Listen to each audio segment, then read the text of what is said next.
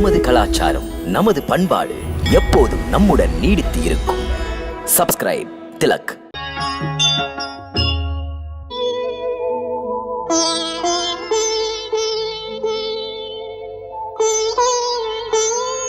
அம்மா,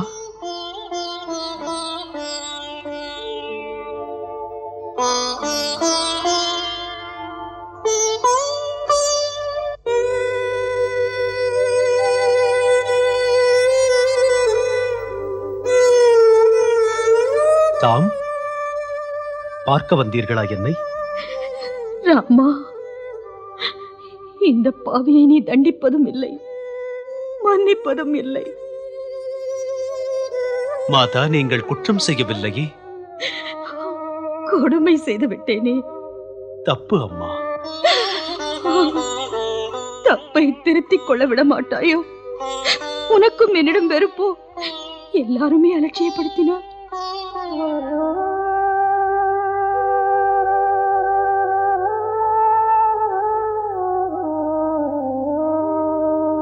மாதா, இப்படி பேசும் அளவுக்கு தாங்கள் நொந்து போய்விட்டீர்களா? மாதா, இந்த பாசம் உங்களை பாதித்தால் ராமன் கொண்ட உறுதியும் தளர்ந்து விடும். தாம் ரகுகுலத்தின் சோபை. தாங்களே அப்பாவின் வாக்கினை மீறினட என்று சொல்லுவதும்? சொல்லுங்கள், உங்கள் பாதங்களில் ஆணை. வாக்கை மாற்றி அயோத்தி திரும்புவேன். பிறகு ராமனின் ஜீவன் நீரை பிரிந்து தத்தளிக்கின்ற மீனாக நிலையிழந்து வசமிழந்து தத்தளிப்பதை காண ஆசையா?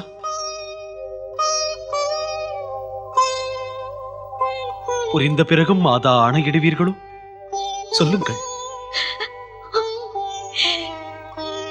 இல்லை, இல்லை அப்பா, இல்லை.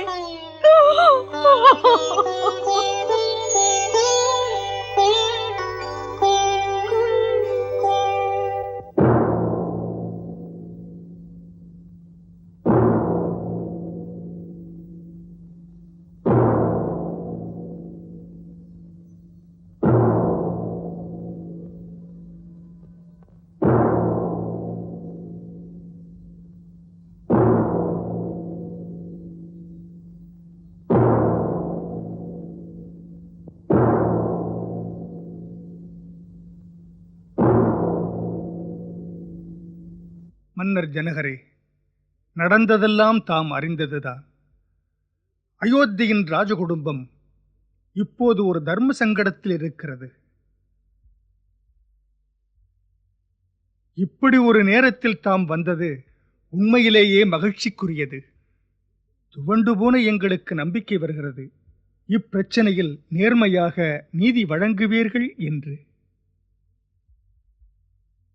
ஒருபுறம் ராமனின் உறுதி, இன்னொரு புறம் பரதனின் பாசம். இந்த இருவரில் வெற்றி யாருக்கு? இந்த சமயம் இரு குடும்பத்தாரிடையே பெரியவர் நீங்கள்தான். ஆகையால் நாங்கள் எல்லோரும் ஒருமித்த மனதுடன் ஒரு முடிவுக்கு வந்தோம். நீங்கள் எடுக்கும் முடிவை எல்லோரும் அப்படியே ஏற்றுக்கொள்வதாக. இன்று எம்முடைய தந்தையாரைப் போல் தாம் இருக்கிறீர்கள். தாம் தர்மங்களை மதிக்கும் ஞானி. அதனால் நான் நம்புகிறேன் தர்மத்தை காப்பீர்கள் என்று. பணிவுள்ள தொண்டனாக மதித்து ராமனுக்கு ஆணையிடுங்கள். மறுக்காமல் ஏற்கிறேன்.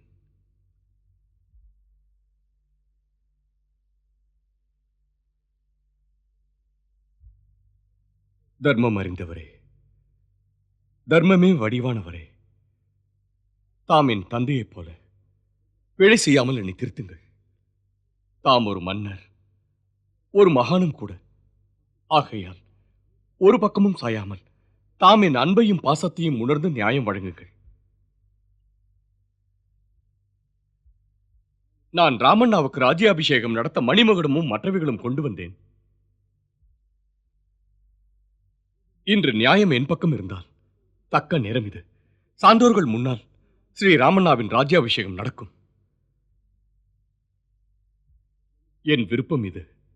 பரதன், நீங்கள் சொல்லும் முடிவை ஏற்றுக்கொள்கின்றேன்.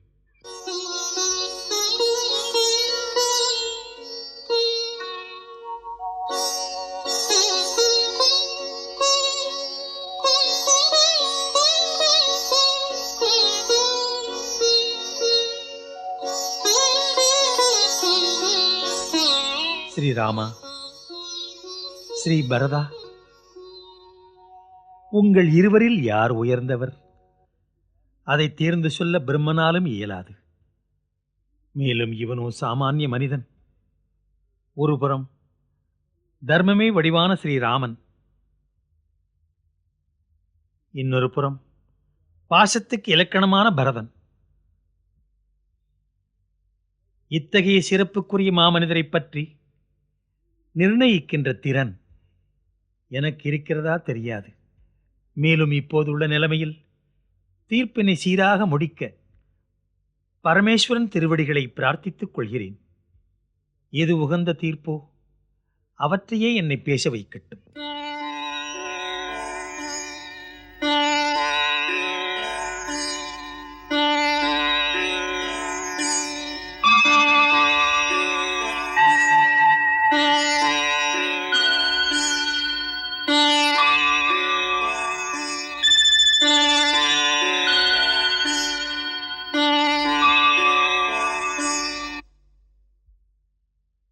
ஹே ராமா, தூய்மையான உன் மன உறுதியைக் கண்டு நாம் வணங்கும் தேவரும் உனக்கு தலை தாழ்த்துகிறார். தர்மத்தின் மிகப் பெரும் வலிமை தர்மத்தை தர்மமே காத்துக்கொள்ளும். சாத்திரம் சொல்வதற்கிணங்க மூவுலகிலும் தர்மத்திலும் சிறந்தது எதுவும் இல்லை. தர்மத்துக்கு நாம் கட்டுப்பட்டவர்கள். பிரேமை என்று சொல்லுகிற அன்புக்கும் ஈடில்லை. அன்பினை எந்த தர்மமும் கட்டாது. மெய் அன்பு, தன்னலம் துறந்த மெய் அன்பு தர்மம் அனைத்திலும் மிக்கது. அந்த மெய்யன்பு எப்படிப்பட்ட உயர்வினையும் அன்புக்காக தியாகம் செய்துவிட முன்னிற்கிறது. அந்த பகவானும் கூட விதியாக விதிக்கப்பட்ட அனைத்து நெறிகளையும் சிருஷ்டியின் எல்லா நியமங்களையும் உடைத்து மாசற்ற நல்ல அன்புக்கு இணங்கி விடுகிறது.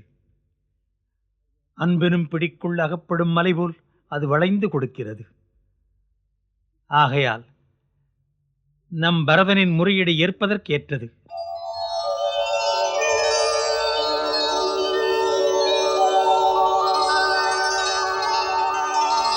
ராமா, பரதனின் பாசம் இணையில்லாதது, சுயநலம் கடந்தது, உன்னை தெய்வமாக போற்றுவது. உனது பாசமே வென்றது பரதா.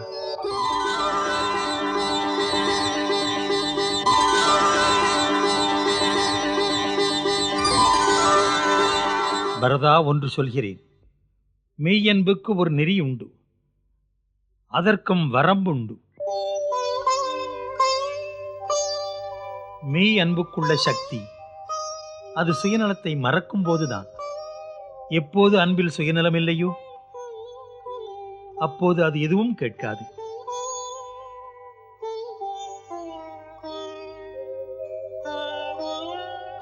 அன்புக்கு ஏதேனும் தரவேண்டி உள்ளது. அதன் சுகத்துக்காக, அதன் மகிழ்ச்சிக்காக உடைமை அனைத்தையும் கொடுக்க வேண்டி உள்ளது. இன்று அன்புக்காக என்ன தருவாய்? உன் அன்பு ராமனுக்காக எதை தருவாய்? உயிரினும் மேலானது ஒன்று இல்லை அல்லவா மன்னவா? பரதன் ஸ்ரீராமனுக்காக உயிரையே தருவான். பரதா, அது சாதாரணமானது. எதையும் உண்மை அன்புக்காக உரிமையுடன் கேட்கிறது கடினம்தான்.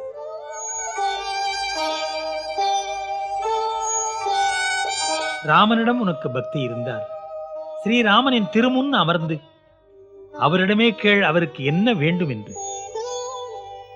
அவர் எது சொல்கிறாரோ வேதமே அதை சொல்வதாக மதித்து நட.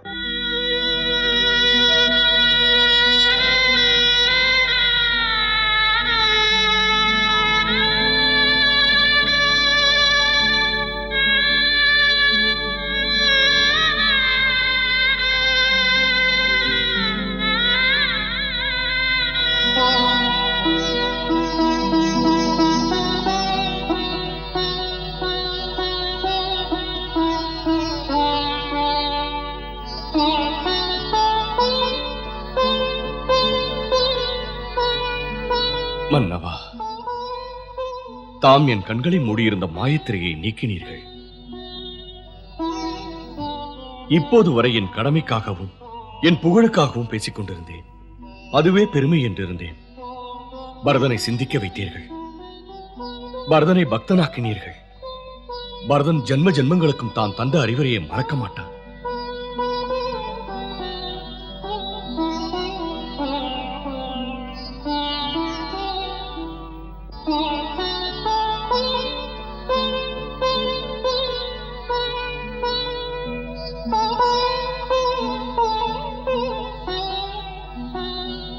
அண்ணா,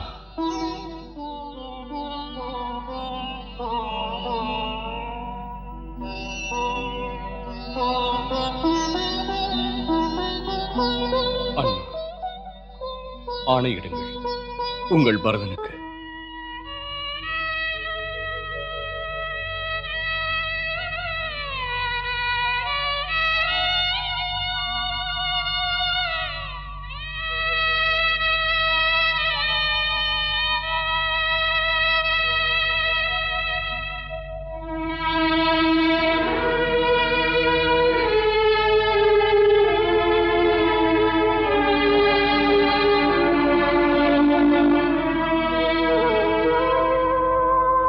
ஜெயித்தவன் கீழே அமரக்கூடாது.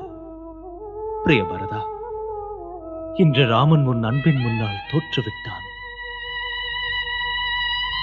எதை நீ ராமனுக்கு தர வந்தாயோ அதை மறுக்காமல் ஏற்றுக்கொள்கிறேன்.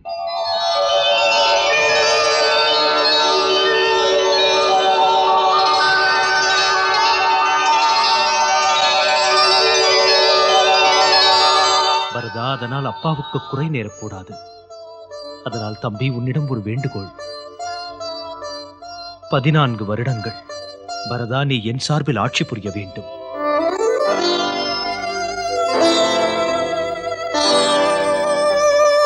பரதன் அது பற்றி எதுவும் அறியாதவன். மேலும் பாலன முறைகளும் தெரியாது அண்ணா. குருதேவர், ஆரிய சுமந்திரர், அனைத்து மந்திரிகளும் அதை பற்றி சொல்வார்கள். குருதேவரை கேட்டு நீ செயலாற்றி வந்தால் உனக்கு சங்கடங்களே இருக்காது. ஆட்சி அனுபவம் தானாகவே வரும். 7 வருடங்கள் கடந்ததும் மீண்டும் ராஜ்யத்தை பெற்றுக் கொள்கிறேன்.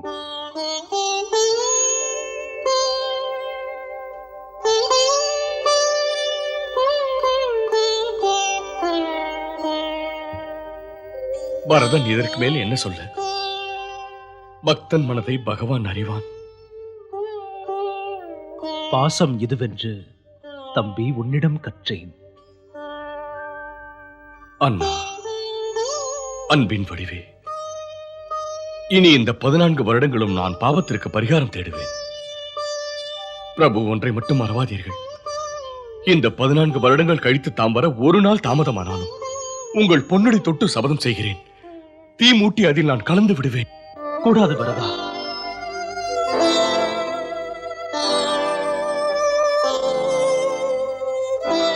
பரதா, பரதா, நான் தரும் வாக்கு. நான் சொன்ன சொல் தவறவே தவறாது. போதும். உம்மிடம் ஒரு வேண்டுகோள். பரதா, என் உயிரையே கேட்டாலும் உடனே உனக்காக தந்து விடுவேன். பரதா, உனக்கு என்ன வேண்டும்? பரதனுக்கு உங்கள் பாதுகை வேண்டும். என் பாதுகையா? பாதுகை.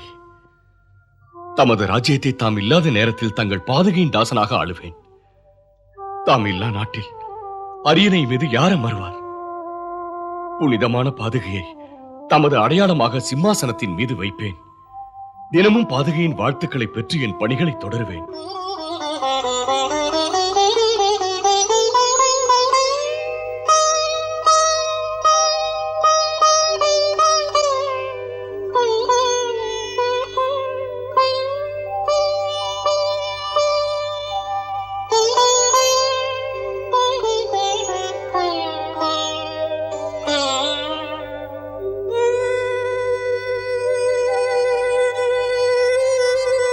லக்ஷ்மணா,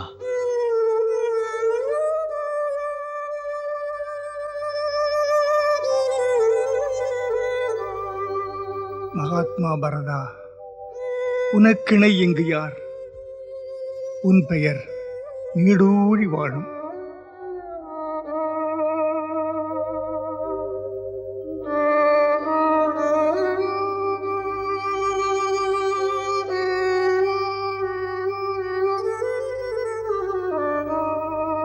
பாதுகையில்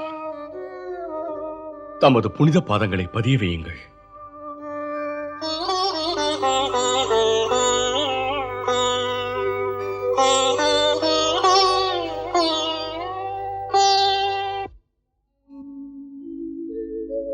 ராமனின் பாதம் பாதுகை மீது பட்டதும் பரதன் தாங்கினன் தலை மீது.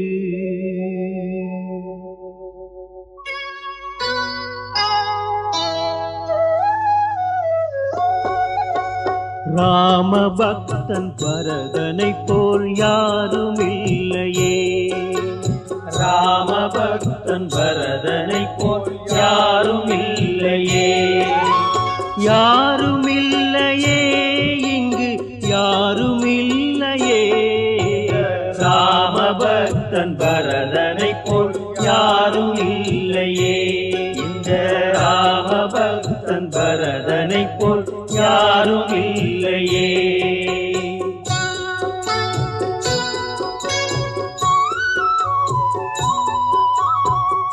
பாதுகை தாங்கும் பக்குவம் கொண்டான் ராமனின் தம்பி. ராஜ்யம் வேண்டான், தனது கண்கள் பார்ப்பதெல்லாம் ராமனாக கண்டான். ராம பக்தன் பரதனை போல் யாரும் இல்லையே. இந்த ராம பக்தன் பரதனை போல் யாரும் இல்லையே. அன்று நீ என்னை விட்டு பிரிந்து சென்றாய். இன்று நான் உன்னை விட்டு பிரிந்து செல்கிறேன். நினைத்தது வேறு, நடந்தது வேறு. படைத்தவன் நடத்தும் நாடகம் 100. பிறவிகள் தோறும் பாதுகை தாங்கும் பாக்கியம் போதும். வேறென்ன வேண்டும்? ராமனை பிரிந்து வாழ்வதும் அறியா. உயிர் இங்கு இருக்க ஊர் போகின்றான். ஜனகன் ஞானி, அவனும் அழுதான். ராமனும் மானிடன் சிலையாய் நின்றான். ராமஜீவன் சீதையும் மௌனமாக அழுதனள். ராம பக்தன் பரதனை போல் யாரும் இல்லையே. இந்த ராம பக்தன் பரதனை போல் யாரும் இல்லையே.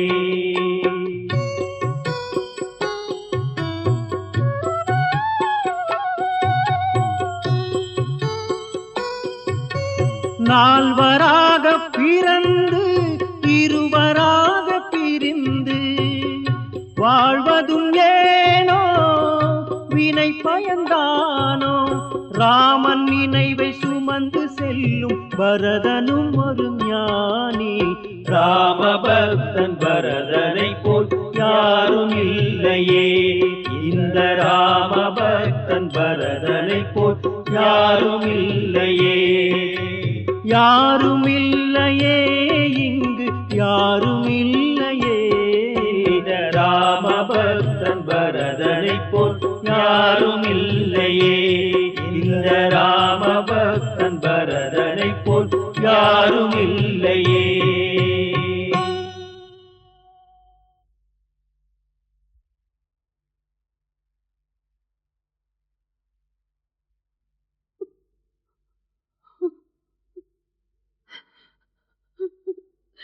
ராமா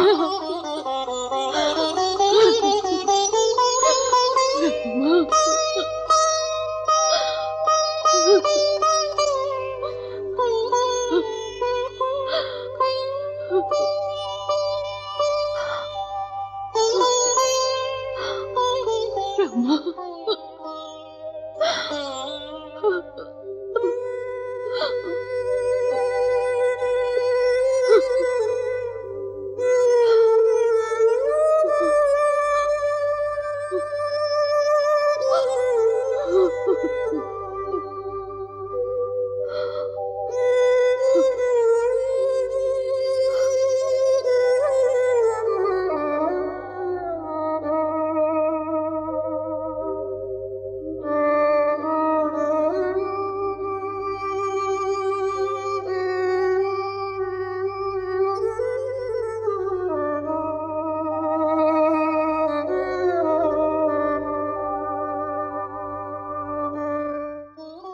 மங்களம் தருபவள் மாதா சீதை மன்னவன் ராமனின் அன்பு போதை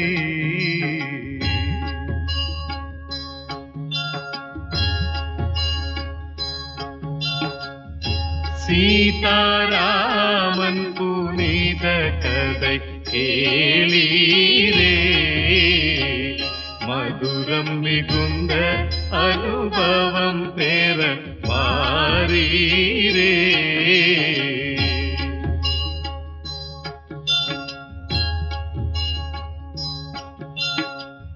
கருத்துகள் நிறைந்திடும் காவியம் காணீரே கடமை